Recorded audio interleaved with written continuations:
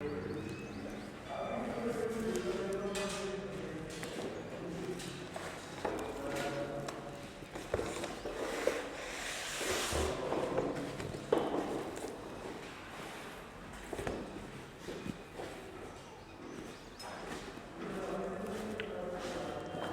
Students, मैं S Chandrawat स्वागत करता हूं आप सभी का विनायक एजुकेशन ग्रुप के इस ऐप के ऊपर। प्यारे विद्यार्थी, आपके सामने फिर से लेकर हाजिर हो चुका हूं 12th क्लास केमिस्ट्री। उस 12th क्लास केमिस्ट्री के अंदर अपन चर्चा कर रहे हैं लेसन 4 रासायनिक बलगतिकी केमिकल काइनेटिक्स से संबंधित। प्यारे विद्यार्थियों, इस चर्चा को अपन आगे बढ़ाते हैं और एक बहुत ही महत्वपूर्ण टॉपिक मैं आपके सामने फिर से लेकर यहाँ पर हाजिर हुआ हूँ। देखिए, आप लोग ध्यान से इस चीज को समझने का बिल्कुल प्रयास कीजिएगा। मिलते हैं आरएनए सिद्धांत और सक्रियण ऊर्जा की गणना से। तो देखो, आरएनए सिद्धांत क्या होता है, किस प्रकार से सक्रियण ऊर्जा की गणना यहां से की जाती है, इसके बारे में चर्चा करें तो एक वैज्ञानिक हुए हैं आरेनियस। आरेनियस ने ताप और सक्रियण ऊर्जा को वेग नियतांक से संबंधित करते हुए एक समीकरण दी है और इसको आरेनियस समीकरण कहते हैं। यानी कि अपन को केवल आरेनियस समीकरण ध्यान रखनी है, क्योंकि आपसे डायरेक्ट एग्जाम में पूछा जाता है कि आरेनियस समीकरण बताइए, या फिर पूछा जाएगा कि ताप, सक्रियण ऊर्जा और वेग नियतांक में संबंध बताइए। तो आपको केवल एक समीकरण ध्यान रखनी है, K बराबर ए ई की पावर माइनस ई अपॉन आर टी। के बराबर ए ई की पावर माइनस ई अपॉन आर टी, ये समीकरण आपको ध्यान रखनी है। अब आप लोग जानते हैं ताप अच्छे से परिचित है इससे। सक्रिय ऊर्जा की बात करें, चलो इसके बारे में एक सामान्य सी एक छोटी सी बात मैं आपको बता दूं क्या होती है ये चीज। सक्रिय ऊर्जा का मतलब होता है कि कोई भी क्रियाकारक का अणु क्रिया करके उत्पाद का निर्माण करे, इसके लिए उस क्रियाकारक अणु को कुछ ऊर्जा की आवश्यकता होती है और उसी ऊर्जा को सक्रियण ऊर्जा कहते हैं। यानी कि जो उस क्रियाकारक अणु को सक्रिय करके उत्पाद में परिवर्तित कर दे, उस ऊर्जा को अपन क्या बोलते हैं, सक्रियण ऊर्जा कहते हैं। वेग नियतांक अपन पढ़ ही चुके हैं। तो इस प्रकार से इन्होंने ताप, सक्रिय ऊर्जा और वेग नियतांक के बीच संबंध बताया है, और वो संबंध है कौन सा, के बराबर ए ई की पावर माइनस ई अपॉन आर टी। यहां पर के आप लोग समझ रहे हैं वेग नियतांक है, ए यहां पर आरएनएस घटक या आवृत्ति घटक माना जाता है, ये जो होता है ये सक्रियण ऊर्जा है, यहां पर टी परांताप है, और आपका जो आर है वो गैस स्थिरांक होता है। ठीक है, तो ये समीकरण आपको ध्यान रखनी है, डायरेक्ट आप लोगों से एक नंबर में पूछ ली जाती है, वेरी इंपॉर्टेंट समीकरण है, तो इस चीज को आप लोग ध्यान रखेंगे। अब बढ़ते हैं आगे की तरफ। तो देखो, अगला पॉइंट अपन यहां पर लेते हैं कि समीकरण 1 के दोनों पक्षों का लघुगणक लेने पर, ये समीकरण 1 है, इस वाले पक्ष और इस वाले पक्ष दोनों का क्या लेना है, अपन को लघुगणक लेना है। देखो, इसका लघुगणक लिया तो ln k लिखा, इसका लिया a का ln a लिखा। ठीक है, उसके बाद e जो है ये चरघातांकी घटक है, तो इसका लघुगणक अपन लेंगे तो बस ये चीज यहां से हट जाएगी, और ये जो माइनस ई अपॉन आर टी है ये नीचे आ जाएगा। यानी इस प्रकार से अपन यहां पर इसको लिखेंगे। ठीक है, तो इसके दोनों पक्षों का लॉग लेने पर क्या आया, ln k बराबर ln a minus E upon R T, ये चीज अपने पास आ जाती है। अब चूंकि ln बराबर होता है 2.303 लॉग, तो इस वाले मान को अपन यहां पर रख देते हैं, तो 2.303 लॉग के बराबर 2.303 log a minus E upon R T हो जाएगा। यहां तक की बात समझ में आ गई। अब ये जितने भी पक्ष आपको दिख रहे हैं ना, इन सभी में अपन क्या करते हैं, 2.303 का भाग लगा देते हैं। जैसे इन सभी के अंदर 2.303 का भाग लगाएंगे, तो यहां पर जैसे 2.303 का भाग लगाया तो नीचे वाले 2.303 से ऊपर वाला ये कैंसिल, तो बचेगा क्या, log k। इसी प्रकार से यहां पर भाग लगाया तो ये भी कैंसिल, बचेगा log a माइनस, यहां तो है ही नहीं कुछ ऊपर, तो क्या लिख देंगे, ये अपॉन यहां पर आ जाएगा 2.303 RT। तो ये चीज अपने पास आ गई है। कैसे आई है? ये आई है आपका 2.303 का भाग लगाने से, ठीक है ना। तो ये आपको यहां पर प्राप्त हो चुका है प्यारे विद्यार्थियों। अब बात करें आगे की तरफ, तो देखो लोग के बारे में बात करते हैं। देखो ये जो समीकरण यहां पर आई है, इसको अपन ग्राफ बनाने के लिए थोड़ा सा आगे पीछे कर लेते हैं। इस माइनस वाले पार्ट को मैं आगे ले आता हूं और इस प्लस वाले पार्ट को मैं पीछे ले जाता हूं। तो देखो जैसे मैं इसको आगे लेके आया तो क्या जाएगा, -e/2.303r इंटू 1/t, इस t को अपन 1/t लिख सकते हैं, प्लस ये लोग a कहां लग गया पीछे, तो ये प्लस का है से, तो यहां पर अपने इसको लिख दिया है, ठीक है। अब देखो ये जो समीकरण बनी ना, ये समीकरण बनी है यदि मैं y अक्ष पर किसको रख दूं, log k को रख दूं, y अक्ष पर log k को रख दूं, x अक्ष पर 1/t को रख दूं, किसको रख दूं, x अक्ष पर 1/t को रख दूं, यानी इन दोनों के मध्य ग्राफ बनाया जाए, इस दोनों के मध्य ग्राफ बनाया जाए तो m क्या होगा, m होता है ढाल, क्या होता है, m ढाल होता है।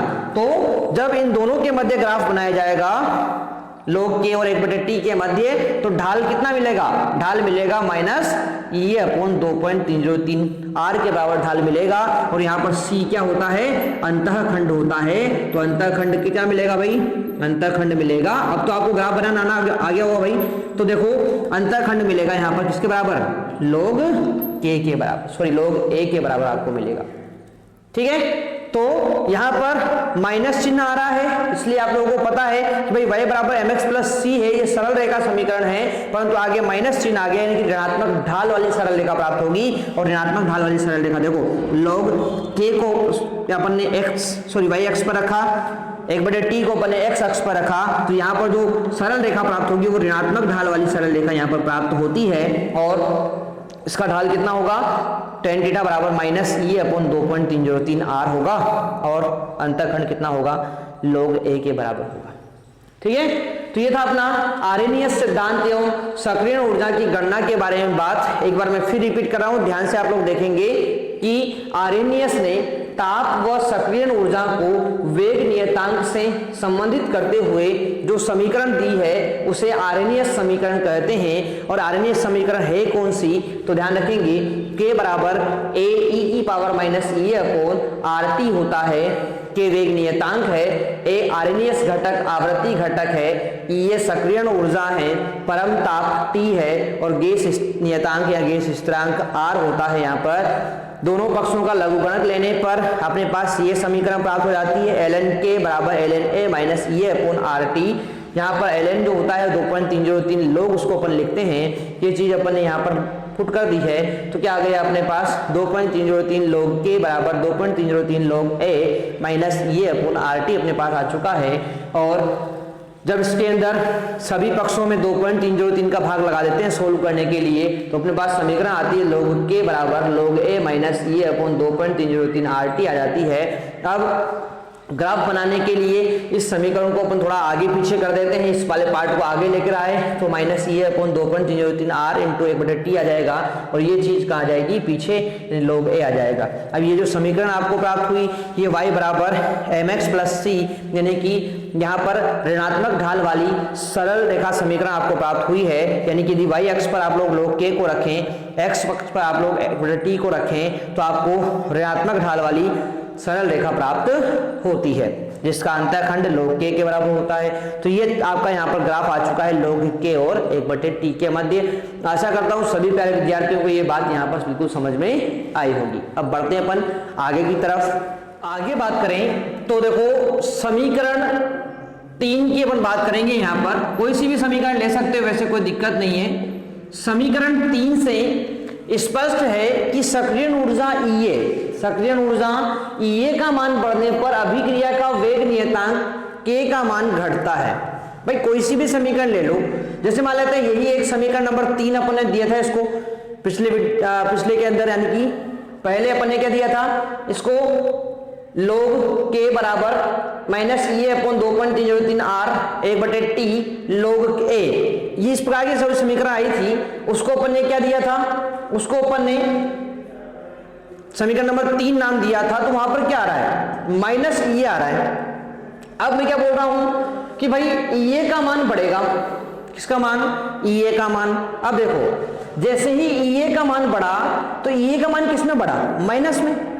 ये का मान किसमें बढ़ा, माइनस में, यानी कि जब ये का मान माइनस में बढ़ेगा तो के मान में क्या आएगी, कमी, क्योंकि भाई माइनस में बढ़ रहा है ये, तो इस ओवरऑल का मान माइनस हो जाएगा, यानी कि के मान में क्या आएगी, कमी आएगी। तो बस यही चीज यहां पर बोला गया है कि सक्रिय ऊर्जा ये का मान बढ़ने पर अभिक्रिया के वेग नियतांक के का मान घटता है। और ये अपन बात करें यहां पर आगे, तो देखो आरेख से प्राप्त विपरीत ढाल की सरल रेखा के ढाल से सरलता पूर्वक अपन सक्रिय ऊर्जा की गणना कर सकते हैं। अब देखो भाई, अपन ने आर्यनीय समीकरण तो पढ़ ली है, अब अपन बात करेंगे कि सर इसकी सहायता से अपन सक्रिय ऊर्जा कैसे निकालेंगे। तो देखो भाई, ग्राफ का जो ढाल आपको प्राप्त हुआ था, ढाल क्या था आपका, ढाल tan थीटा बराबर आपका था माइनस ये अपॉन 2.303 r, उसको अपन ऐसे लिख सकते हैं, ये बराबर माइनस 2.303 r ढाल इंटू ढाल, ये चीज लिख सकते हैं अपन। भाई अपने पास ढाल क्या प्राप्त हुआ था, देखो ढाल प्राप्त हुआ था माइनस ये अपॉन 2.303 r, ये मिला था। अब अपन ने किया क्या, यहाँ पर इस 2.303 r को कहाँ ले आया, मैं इस तरफ ले आया, तो ये आ गया यहाँ पर, यहाँ से माइनस होता है तो इधर माइनस आ जाएगा, इसीलिए आपको ये चीज यहाँ पर प्राप्त हो जाती है। अब सुनो ध्यान से, यदि इस समीकरण में, कौन सा समीकरण में, इस वाली में, ये बराबर माइनस 2.303 r इंटू ढाल, इस वाले समीकरण में यदि आपको ढाल पता है, ग्राफ का क्या प्राप्त है, ढाल आपको यदि प्राप्त हो जाता है, ढाल आपको पता है और साथ में r का मान आपको पता है, तो आप उसके लिए सक्रिय ऊर्जा का मान बता सकते हैं, बता सकते हो भाई आराम से, ठीक है ना। क्योंकि बस आपको क्या करना है, 2.303 से गुणा करना है, तो वो आ जाएगा अपना सक्रिय ऊर्जा का मान, ठीक है ना। तो इस प्रकार से मैंने आपको बता दिया है यहाँ पर कि आप लोग क्या कर सकते हैं, इस ग्राफ की ढाल से जो अपन ने बनाया था लोग के और 1/t के मध्य, उस ग्राफ का ढाल आप लोग निकाल लें तो आप लोगों को आसानी से सक्रिय ऊर्जा प्राप्त हो जाएगी, ठीक है। तो ये बात अपनी यहाँ पर हो गई है, सक्रिय ऊर्जा का मान ज्ञात करना, सक्रिय ऊर्जा की गणना करना किस प्रकार से कर सकते हैं, उसके लिए आप लोग ये फॉर्मूला ध्यान रखेंगे। अब आगे एक छोटा सा पॉइंट और मैं आपको बता दूं कि समीकरण 3 को अंतराल के रूप में भी दिया जा सकता है। यदि T1 व T2 तापमान पर वेग नियतांक K1 व K2 हो तो फिर अपन इसको अंतराल के रूप में भी लिख सकते हैं। कैसे लिखते हैं, तो देखो भाई समीकरण 3 में log K1 बराबर माइनस ये अपॉन 2.03 r 1/T1 हो जाएगा log a, यानी कि बस K1 और T1 अंतर आया यहाँ पर, ठीक है। उसी प्रकार से T2 के लिए क्या करेंगे अपन, log K2 बराबर माइनस ये upon 2.303 r 1/T2 plus log a।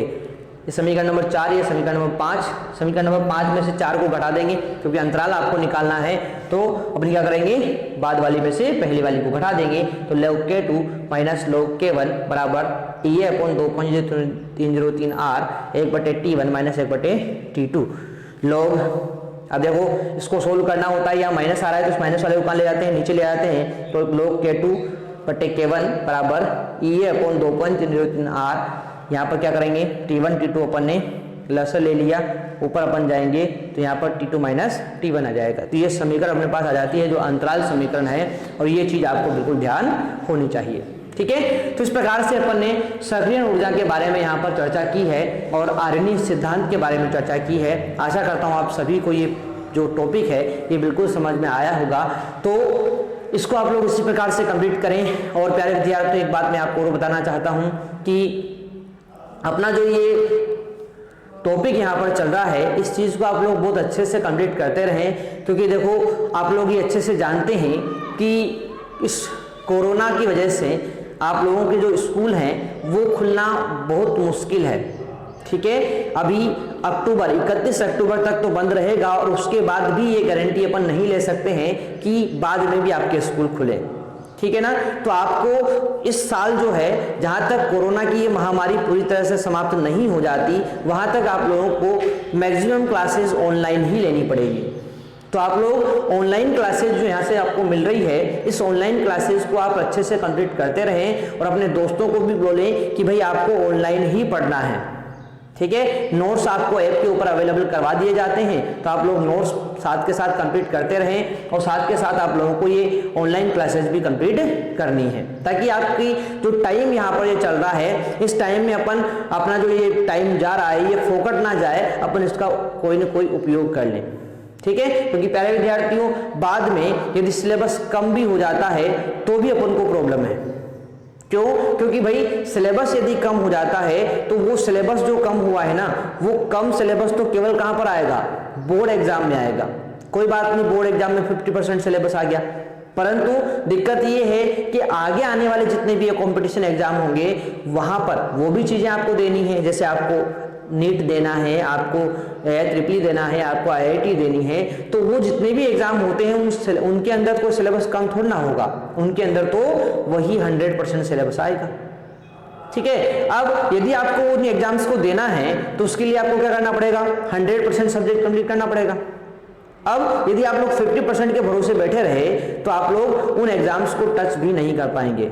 इसीलिए मेरी आपसे ये सलाह है कि आप लोग इन वीडियोस को अच्छे से कंप्लीट करते रहें। साथ के साथ आपको जो नोट्स अवेलेबल करवाए गए हैं, ये नोट्स आपको इसी ऐप के बैच के अंदर स्टडी मटेरियल के अंदर ऐड मिलेंगे, तो उनको आप लोग अच्छे से कंप्लीट करें। और कहीं पर भी कोई भी डाउट आपको आता है तो आप लोग कमेंट बॉक्स में कमेंट करके मुझे जरूर बताएं। मिलते हैं अपन नेक्स्ट सेशन में, तब तक के लिए take care, bye.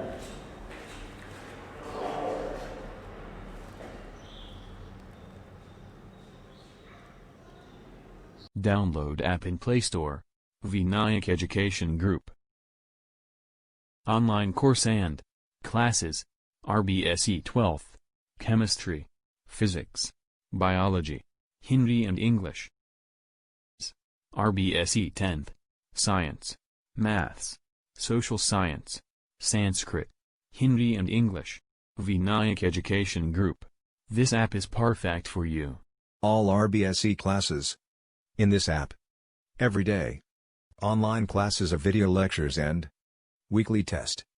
Challenge. Thanks for watching and download.